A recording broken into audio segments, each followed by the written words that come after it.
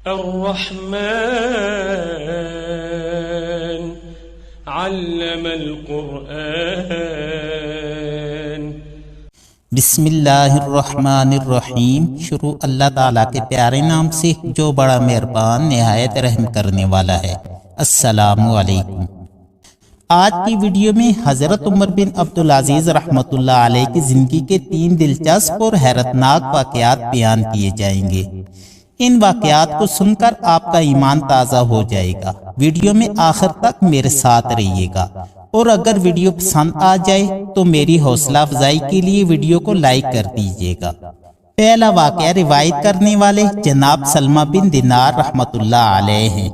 آپ فرماتی ہیں کہ ایک دفعہ میں خلیفۃ المسلمین حضرت عمر بن عبدالعزیز رحمۃ اللہ علیہ کے پاس گیا۔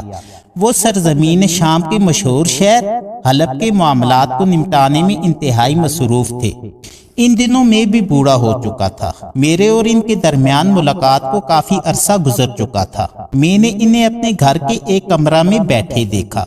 میں انہیں پہچان نہ سکا، کیونکہ میں نے بہت پہلے انہیں اس وقت دیکھا تھا جب وہ مدینہ منورہ کے گورنر تھے۔ انہوں نے مجھے خوش آمدید کہا اور فرمایا، ابو خازم میرے قریب بیٹھو۔ میں جب ان کے پاس قریب ہو کر بیٹھا تو میں نے سوال کیا، کیا آپ امیر المؤمنین حضرت عمر بن عبدالعزیز نہیں ہیں؟ فرمایا، کیوں نہیں، میں وہی ہوں۔ میں نے کہا، آپ کو کیا ہو گیا؟ آپ تو بالکل پہچانے ہی نہیں جاتے، کس مصیبت میں گرفتار ہو گئے؟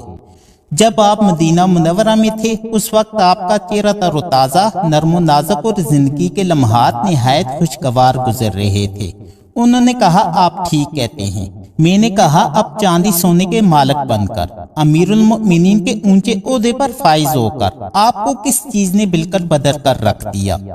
تو فرمانے لگے، ابو خازم آپ کو مجھ میں کون سی تبدیلی نظر آ رہی ہے؟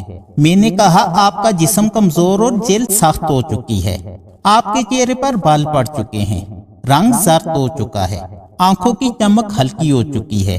یہ باتیں سن کر آپ رو پڑے اور فرمایا، اے ابو خازم، میری موت کے 3 دن بعد اگر تم مجھے اس حالت میں دیکھو کہ میری آنکھوں کے ڈھیلے بہہ کر میرے چہرے پر لٹک جائیں، میرا پیٹ پھول کر پھٹ جائے اور کیڑے میرے بدن کو نوچنے لگیں، تو آپ کو میری حالت آج کے مقابلے میں زیادہ عجیب و غریب دکھائی دے گی۔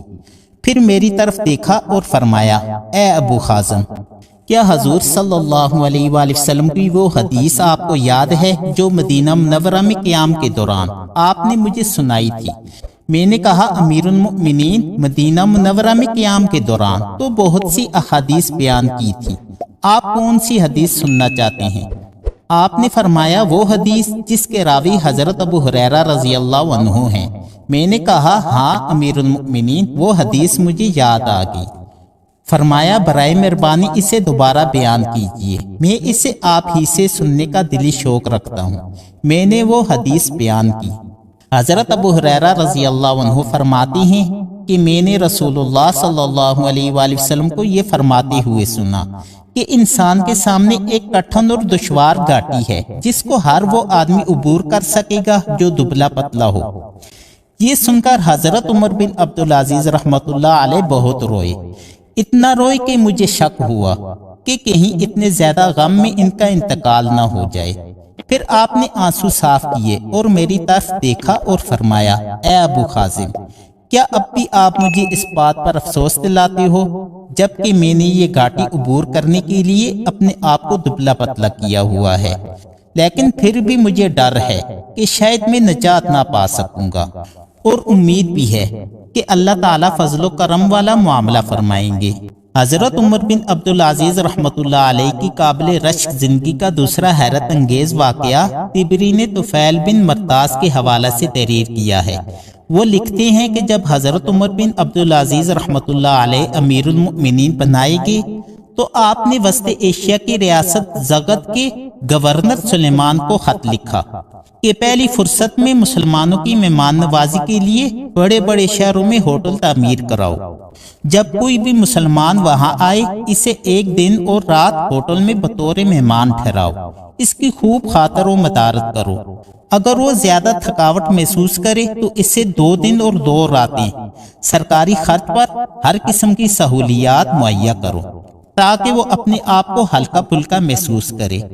اور اگر دوران سفر اس کے پاس خرچ ختم ہو چکا ہو یا اس کے پاس سواری کا بندوبست نہ ہو تو اس کی ضرورت کے مطابق خرچ اور سواری مہیا کرو اور اسے گھر تک باعزت طریقے سے پہنچانا حکومت کا فرض ہے۔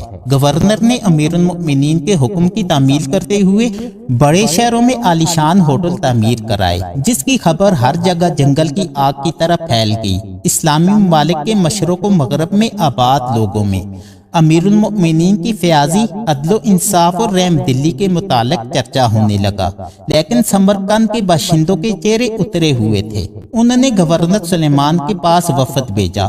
اس نے گورنر سے کہا، آپ کے جرنیل قتیبہ بن مسلم باہلی کے آدمیوں نے ہمارے شہروں پر بغیر ہمیں اطلاع دیے حملہ کر دیا، ہمارے مکانوں پر قبضہ کر لیا، حالانکہ ہمیں یہ پتہ چلا ہے کہ آپ سب سے پہلے اپنے دشمنوں کو اسلام قبول کرنے کی دعوت دیتے ہیں۔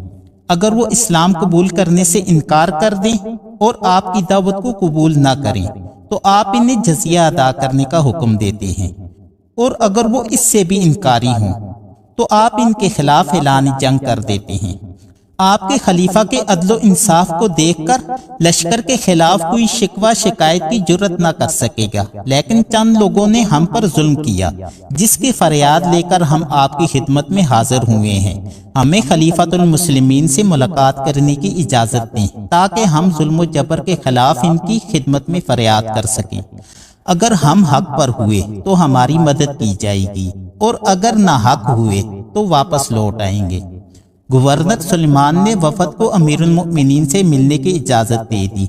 وفد نے دارالحکومت دمشق پہنچ کر اپنا مقدمہ خلیفۃ المسلمین حضرت عمر بن عبدالعزیز رحمۃ اللہ علیہ کی خدمت میں پیش کیا۔ خلیفہ نے تمام باتیں سن کر اپنے گورنر سلیمان کو خط لکھا، جس میں یہ تحریر تھا کہ جو ہی یہ خط آپ کے پاس پہنچے آپ اسی وقت سمرقند میں ان کی شکایت سننے کے لیے ایک قاضی بٹھا دیں۔ اگر قاضی ان کے حق میں فیصلہ دے دے تو پھر آپ مسلمانوں کے لشکر کو ان کا شہر خالی کرنے کا حکم دیں۔ جن مسلمانوں نے ان کے گھروں پر قبضہ کیا ہے وہ فوری طور پر خالی کر کے وہاں چلے جائیں جہاں قتیبہ بن مسلم باہلی کے دور میں رہتے تھے۔ جب وفد نے گورنر سلیمان کو امیر المؤمنین کا خط دیا تو انہوں نے بڑے قاضی جمیع بن حاضر ناجی کو سمرقند پہنچ کر وہاں کے باشندوں کی شکایات سننے کے لیے کہا۔ انہوں نے اس قوم سے شکوے شکایت سنے اور لشکر اسلام کے کمانڈروں کے بیانات بھی سنے۔ دونوں کے بیانات سے صحیح صورتحال کھل کر سامنے آ گئی۔ قاضی جمیع بن حاضر نے سمرقند کے باشندوں کے حق میں فیصلہ دے دیا۔ گورنر سلیمان نے مسلمانوں کو ان کے گھر خالی کر دینے اور انہیں فوراً چھاؤنی میں واپس آ جانے کا حکم صادر کر دیا، اور ساتھ ہی یہ کہا کہ اب دوبارہ کسی مناسب موقع پر یا پھر صلح کی بنیاد پر یا لڑائی میں کامیابی حاصل کر کے اس علاقے میں داخل ہونا۔ جب سمرقند میں آباد اس قوم کے سرداروں نے مسلمانوں کے قاضی کے فیصلہ کے مطابق گورنر کا حکم سنا تو آپس میں چہ مگوئیاں کرنے لگے۔ وہ اپنی قوم سے کہنے لگے، افسوس صد افسوس، تم مسلم قوم کے ساتھ مل جل کر رہے، تم نے ان کے اخلاق، سیرت، عدل و انصاف اور صداقت اور حق گوئی کا مشاہدہ کیا۔ کیا ہوا اگر انہوں نے چند مکانوں پر قبضہ کر لیا؟ آخر انہیں سر چھپانے کے لیے جگہ چاہیے۔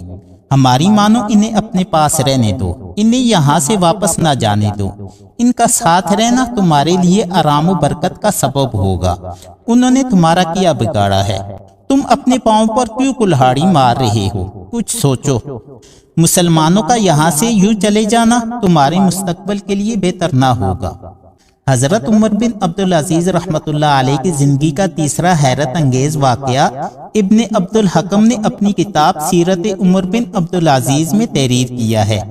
لکھتے ہیں کہ جب امیر المؤمنین کی وفات کا وقت قریب آیا تو مسلمہ بن عبد الملک ان کے پاس آئے اور کہا کہ اے امیر المؤمنین، آپ نے اپنی اولاد کے منہ سے نوالے چھین لیے اور مال و دولت سے انہیں محروم کر دیا۔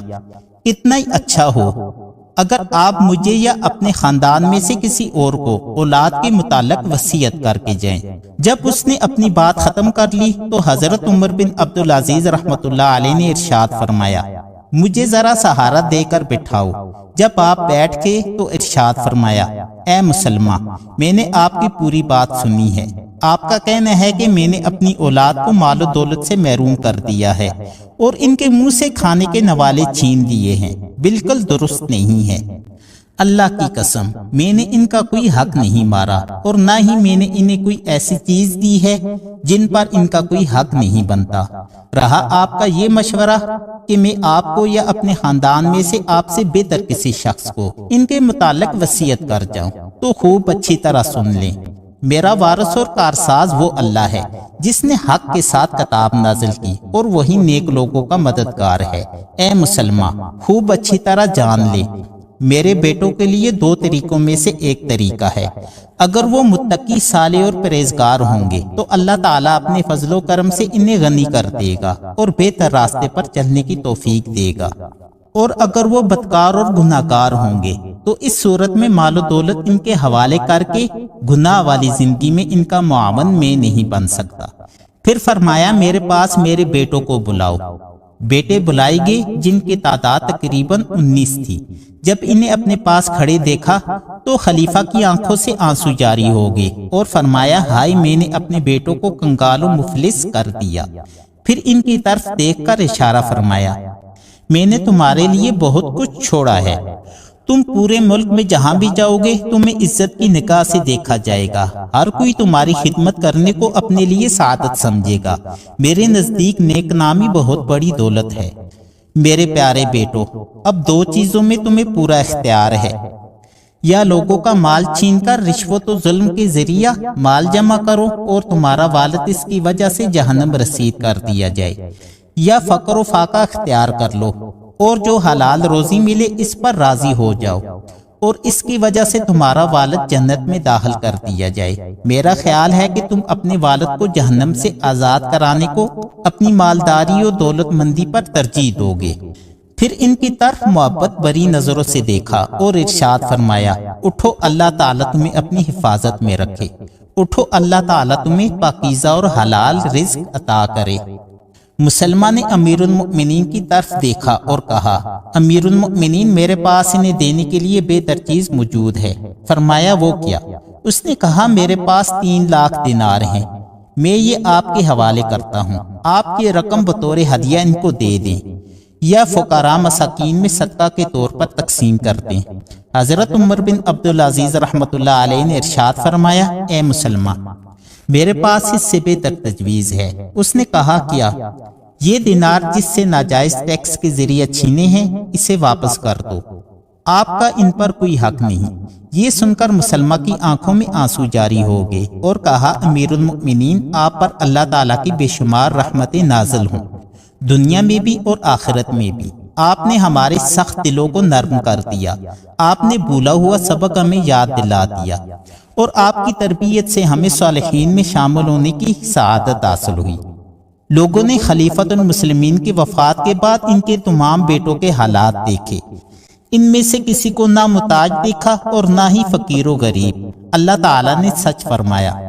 لوگوں کو اس بات کا خیال کر کے ڈرنا چاہیے کہ اگر وہ خود اپنے پیچھے بے بس اولاد چھوڑتے اور مرتے وقت انہیں بچوں کے حق میں کیسے کچھ اندیشے لائق ہوتے، وہ خدا کا خوف کریں اور راستی کی بات کریں۔ میرے بھائیوں اور دوستوں، آج کے لیے اتنا ہی۔ مجھے امید ہے کہ آپ کو یہ ویڈیو پسند آئی ہوگی۔ اگر آپ کو یہ ویڈیو پسند آئی ہو تو لائک اور شیئر کرنا مت بھولیں اور اس طرح کی مزید ویڈیوز کے لیے چینل کو سبسکرائب کر دیں۔ شکریہ۔ اب اگلی ویڈیو کے ساتھ آپ حضرات کی خدمت میں پھر حاضر ہوں گا، تب تک کے لیے اللہ حافظ۔